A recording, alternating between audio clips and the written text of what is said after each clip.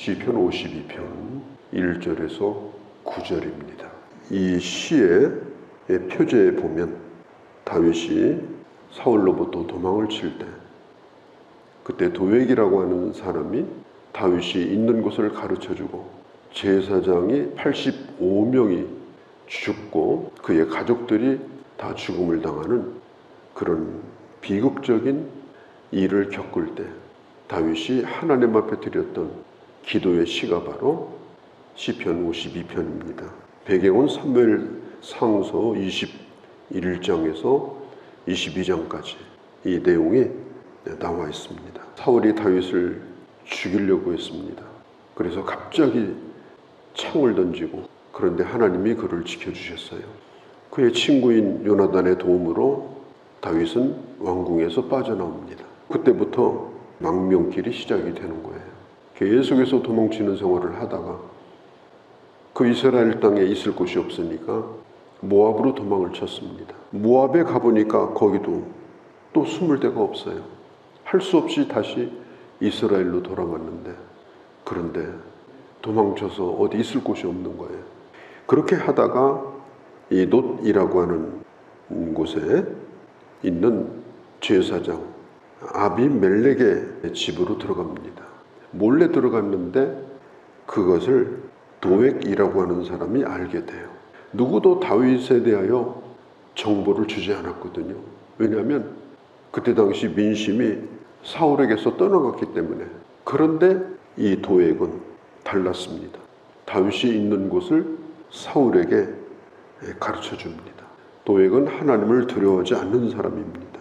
입을 함부로 여는 사람입니다. 특별히 이 권력에 대한 출세에 대한 욕심이 많아가지고 그런 쪽으로 늘 움직이는 사람이에요. 그런 쪽으로 예민한 사람이에요. 성공하기 위해서는 그를 따라다니는 개가 될지라도 그렇게 하려고 하는 사람이에요. 바로 이 도액이 지금 그런 일을 하고 있는데 우리가 살고 있는 이 세상이 그런 사람이 얼마나 많습니까? 권력 앞에 개 노릇하는 사람. 기독교 교회 안에도 권력 앞에서 주인을 따르는 주구와 같은 이런 인간들도 있습니다. 오늘 그들에게 미칠 하나님의 심판이 뭔가? 그걸 오늘 성경이 말하고 있는 거예요. 사울이 그 소식을 듣고 다윗을 추격을 합니다. 그래서 결국은 찾아냈어요. 그 제사장들을 다 죽여라. 명령을 내렸는데 누구도 감히 제사장을 죽이지를 못했습니다. 그러니까 사울이 얘기합니다. 도액 네가 죽여라. 도액은 제사장의 에봇 옷을 입은 85명을 다 죽입니다. 그리고 높 지방에 있는 제사장의 가족들, 아내가 다 있을 거 아니에요. 아내들도 죽이고 아이들도 있을 거 아니에요. 아이들도 죽이고 그 성 안에 있는 사람을 다 죽입니다. 어림잡아도 300명은 될 겁니다. 이 무시무시한 이런 일이 벌어진 거예요. 사실 도액은 그냥 정보만 제공해주고 사울의 신임을 얻는 것으로 끝나려고 한 거예요. 그 말 한마디가 자기도 거기에 얽히고 그 일에 자기가 앞장서서 이런 무시무시한 일을 저지르는 그런 결과를 가져오게 되었습니다. 2절, 3절, 4절 이 말에 대한 얘기가 나오는 거예요. 이 말 한마디가 이게 얼마나 말 한마디로 천냥빚을 갚기도 하지만 말 한마디로 사람이 죽기도 합니다. 말을 잘 사용하는 게 중요해요. 경우에 따라서 좋은 말은 은쟁반에 금사고 같다고 하죠. 그러나 경우에 맞지 않는 그런 이상한 말은 사람을 고통스럽게 하고 죽음에 이르게도 한다. 말이 불씨가 됩니다. 자기도 태우고 산불처럼 온 산을 다 태우고 도시를 태우는 그런 어마어마한 결과를 가져오는 거예요. 바른 말을 하려고 하면 항상 마음속에 바른 생각을 가지고 살아야 됩니다. 말은 속에 있는 것이 나오는 것이기 때문에 내 속에 바른 것, 내 속에 하나님의 사랑, 내 속에 하나님의 은혜 이런 것들이 내 안에 가득하면 어떤 말을 하든지 그 말이 은혜가 되는 거예요. 이제 간신히 도망을 친 한 사람이 있었는데 제사장인 아히멜렉의 아들 아비아달이 도망을 쳤어요. 다윗이 그 소식을 듣습니다. 그때에 다윗이 하나님 앞에 드린 기도의 시가 바로 오늘 이 52편의 시예요. 그 아비아달은 나중에 이 다윗이 왕이 되었을 때 그는 제사장으로 일을 하게 되어집니다. 도액은 어떻게 되었는가? 그 뒤로 도액이 어떻게 됐는가는 나오지 않아요. 아마도 다윗이 왕이 되었을 때 외국으로 도망쳤든지 아니면 붙들려서 처형을 당했든지 그럴 가능성이 높습니다. 유대인에 내려오는 말에 의하면 이 도액은 30대에 그때 이 한센병에 걸려서 죽었다 이렇게 전해 내려오기도 합니다.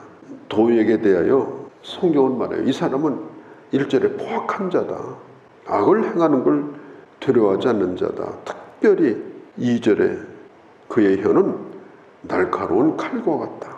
그래서 사람을 함정에 빠지게 만들고 이렇게 어마어마한 결과를 가져오게 됩니다.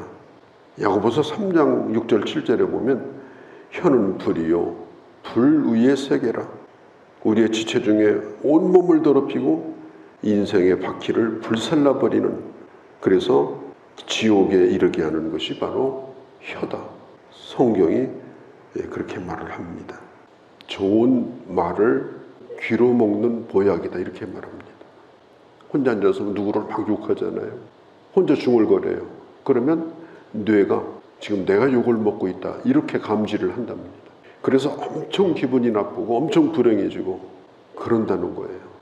내 말이 내게 보약이 됩니다. 내 말이 나에게도 보약이요 나와 함께 있는 자에게도 보약이 되는 겁니다. 그래서 은혜를 끼치는 말, 특별히 사람을 세워주는 말, 격려해주는 말, 칭찬해주는 말, 그 사람을 인정해주는 말, 인정해준다는 게 얼마나 참 귀합니까? 하루 종일 일하고 돌아왔는데 오늘 참 수고 많았다고 이렇게 격려해주고 밥만 먹인다고 몸이 좋아지는 게 아니고 말로 보약을 먹여줘야 가족들이 건강합니다. 특별히 칭찬해주는 말, 위로해주는 말, 축복해주는 말, 우리는 저주를 입에 담지 말고 복을 비는 자가 되어야 합니다. 그리고 때에 적절한 말, 전혀 그 상황에 맞지 않는 뚱딴지 같은 그런 말을 하지 말고 그 때에 알맞은 말, 그걸 하도록 훈련하셔야 돼요. 또 긍정적인 말, 사람에게 소망을 주는 말, 다른 사람이 잘된 것에 대하여 축하하는 말, 정말 감사하군요. 내 일이 아닌데도 참 감사하군요. 교회에서도 그래요. 누가 힘을 다해서 봉사하면 저 일을 내가 해야 되는데 내가 못하고 저분이 하셨으니 얼마나 감사한지 참 고맙습니다. 그렇게 해야 되는 거예요. 그래야 행복한 교회가 되고 그래야 행복한 가정이 되는 겁니다. 혀를 가지고 악을 도모하는 자는 날카로운 면도칼같이 그렇게 간사하게 행동을 한다. 그는 입에 거짓을 담고 산다. 악인의 삶의 기초는 영원하지 못하다고 성경은 말합니다. 하나님께서 그 장막에서 뽑아내신다고 그러죠. 5절에 그런즉 하나님이 영원히 너를 멸하시며 너를 붙잡아 내 장막에서 뽑아내며 살아있는 땅에서 내 뿌리를 빼시리로다. 표준 세번역이라고 있거든요. 거기 보면 이렇게 말합니다. 하나님께서 너를 넘어뜨리고 영원히 없애버릴 것이다. 너를 장막에서 끌어내어 찍혀서 사람들 사는 땅에서 영원히 뽑아버릴 것이다. 하나님께서 악인의 성공과 악인의 형통은 이것은 얼마나 그 결과가 비극적인 것인가, 그걸 말해주고 있는 것입니다. 참 어리석은 일이다. 6절에 악인이 그렇게 망하는 것을 보고 6절에 의인이 두려워하여 그를 비웃어 말하기를. 그러면 나는 누군가? 8절에 여기서 나는이라는 단어가 나와요. 하나님의 집에 있는 푸른 감람나무 같으며, 지금 막 쫓겨다니고 내일도 보장이 안 되는 힘든 망명생활을 지금 하고 있어요. 너무나 비참해요. 하루도 어디 묵을 곳이 없는 거예요. 그런데 이렇게 말합니다. 나는 하나님의 집에 있는 푸른 나무와 같다. 하나님의 인자하심을 영원히 나는 의지할 것이다. 하나님은 나를 사랑하신다. 다윗은 현실을 보지 아니하고 자기 자신이 주 안에 있는 감람나무라고 고백을 합니다. 감람나무가 올리브나무예요. 이 올리브라고 하는 것은 생명, 또 평안, 그리고 번성, 이걸 의미합니다. 다윗은 말합니다. 나는 하나님께 속한 자고 하나님이 구별하신 자고 하나님께서 반드시 나를 이렇게 풍성하게 만들어 줄 것이다. 나 혼자만 사는 것이 아니라 많은 사람들을 살려내는 그런 푸른 감람나무가 될 것이다. 9절에 주께서 일을 행하셨으므로, 일을 행했다는 말은 나를 푸른 감람나무처럼 번성케 하심으로 내가 영원히 주께 감사하고, 이 감사한다는 말은 찬송한다는 말과 같은 뜻입니다. 영원히 주님을 찬송하고 주의 이름이 선하심으로 주의 성도 앞에서 내가 주의 이름을 사모하리이다. 이 사모하리다라는 말은 기린다, 빛낸다, 받들어준다, 그런 뜻이에요. 많은 사람들 앞에서 하나님이 어떤 분인가를 빛내주고 그리고 기려주고 받들어주고, 그런 사람으로 하나님이 나를 세워줄 것을 내가 믿는다. 악인의 길과 의인의 길, 악인의 길은 다 뽑히는 인생이고 푸른 감람나무처럼 하나님께서 길러주시고 열매 맺게 하시고 결국은 하나님의 이름을 빛내는 그런 자가 되게 할 것이다. 우리 인생에 대한 기대가 그러하고, 그리고 우리의 언어가 살리는 언어를 통해서 많은 사람을 복되게 하는 그런 귀한 주의 자녀들이 되어주시기를 바랍니다. 걸어가신 우리 아버지, 다윗이 도망칠 때에 그를 보호해 주었던 제사장들과 그의 가족들이 어마어마한 비극을 겪게 되고 그 소식을 들었던 다윗이 하나님 앞에 드렸던 기도를 우리가 오늘 묵상했습니다. 악한 자의 입술은 날카로운 면도날과 같아서 많은 사람들을 상하고 아프게 하는 결과를 가져오고 그 한 불씨가 수많은 사람들의 생명을 해치는 그런 결과를 저희가 보았습니다.